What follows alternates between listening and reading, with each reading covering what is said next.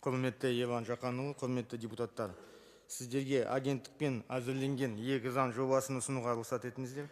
Бірінші заң жобасы сыбайлас жемқорлыққа қарсы мәселе бойынша заңнамаға өзгерістер мен толықтыруларды көздейді. Түзетулер 3 кодекс пен 5 заңға енгізіліп отыр.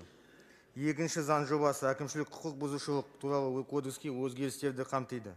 Түзетулердің басым бөлігі 2022 жылы президенттің жарлығымен бекітілген сыбайлас жемқорлыққа қарсы саясат тұжырымдамасын іске асыруға бағытталған. Негізгі бастамаларға қысқаша тоқталып өтейін.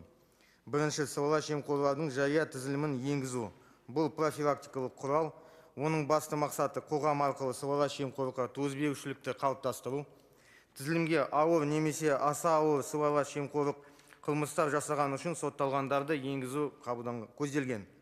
Мәліметтер тек заңды күшіне енген айыптау үкімінің негізінде қосылады. Ал заңды күшіне енген ақтау үкімі және соттылықтың өтелуі тізілімнен шығаруға негіз болып табылады. Тізілім агенттіктің сайтында орналастырылады және оны жүргізу агенттікке бекітіп отырады. Екінші, мемлекеттік қызметте және квазимемлекеттік секторда мүдделер қақтығысын анықтауды және